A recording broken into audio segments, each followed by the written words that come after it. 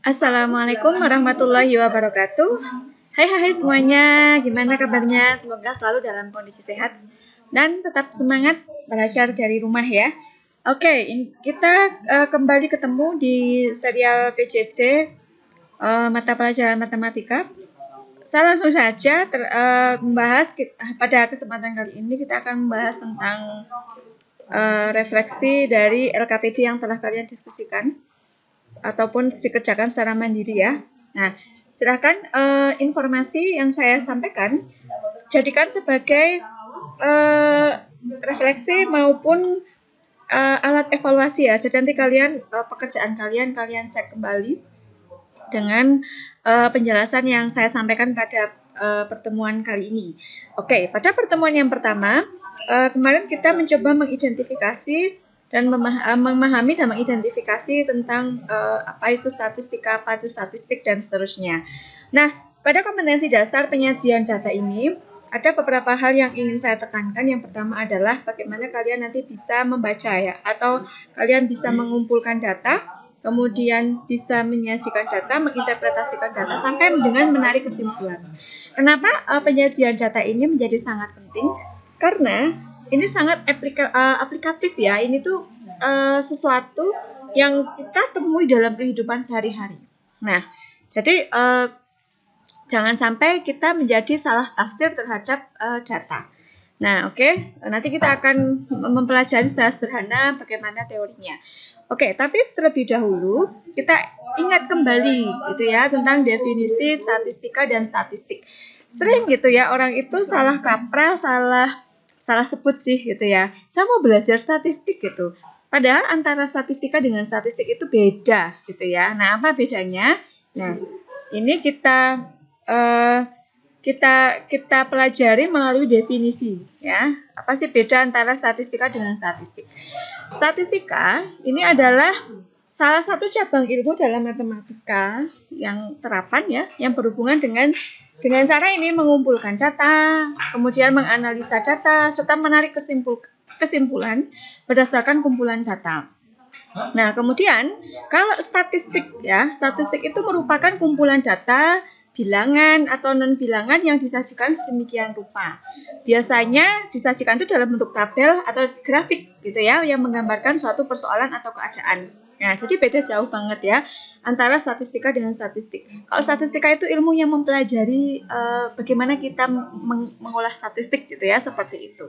Nah, kenapa statistika ini menjadi cabang ilmu yang sangat penting sekali untuk kita ketahui, kita pahami, dan kita kuasai gitu ya, karena ada banyak sekali permasalahan dalam kehidupan kita sehari-hari, baik itu dari dalam level yang sangat sederhana sampai dengan kompleks, itu didasarkan pada statistika. Contoh ya, dulu sekali tahun berapa ya, ketika negara akan mengkonversi bahan bakar rumah tangga ya, dulu itu kan bahan bakar rumah tangga itu kan menggunakan kompor minyak kan gitu. Kemudian akhirnya sampai sekarang kan sudah masif ya, sebagian besar rumah tangga itu kan bahan bakarnya sudah menggunakan liquid petroleum gas ya, atau LPG ya, seperti. Nah,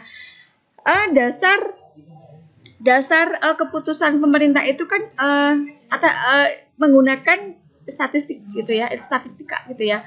Jadi bagaimana dulu disurvei rumah per rumah gitu ya, rumah tangga A menggunakan bahan bakar apa gitu ya, dan seterusnya. Misal lagi ini yang kemarin ya, yang up to date ini, yang sering kita temui adalah dalam hajatan demokrasi gitu ya. Ini sudah jamak sekali ya, setiap akan ada pilkada, baik itu pemilihan kepala daerah atau pilihan legislatif gitu ya, ada petugas dari Badan Pusat Statistik ya, yang bertugas untuk mensurvei gitu kan, satu rumah tangga itu dalam satu keluarga ada berapa jiwa yang sudah memiliki hak pilih dan seterusnya. Nah, kemudian data yang diambil oleh surveyor itu dikumpulkan jadi satu gitu kan.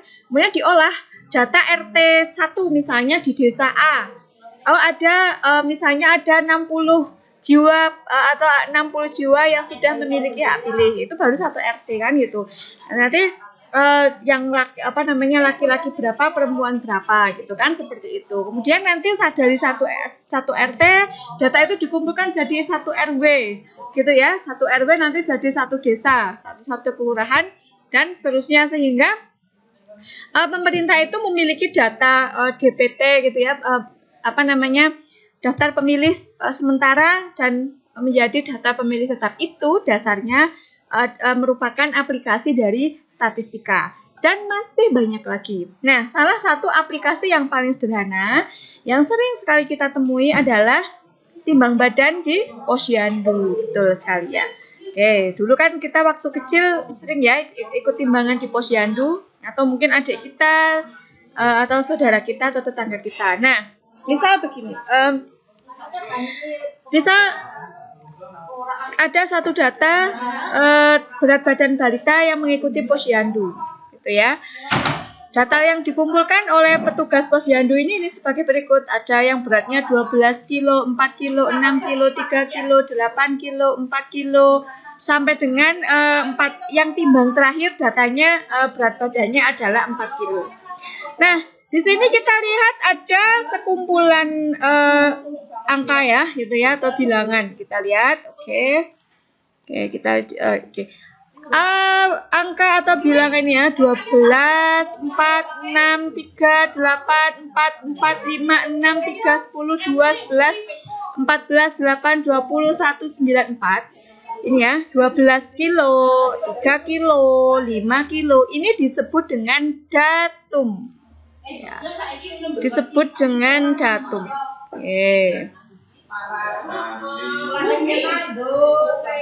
Oke, disebut dengan datum.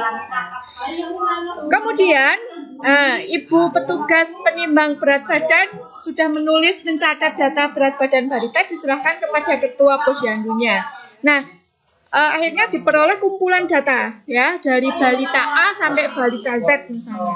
Berat badannya adalah sebagai berikut. Nah, kumpulan datum-datum ini dinamakan dengan data. Ini ya, jadi bisa dibedakan ya. Jadi kalau data itu merupakan kumpulan datum-datum. Oke. Ya. Nah, biasanya gitu ya, ibu-ibu gitu ya, itu kan punya namanya buku KMS, Kartu Menuju Sehat. Itu juga aplikasi dari Statistika.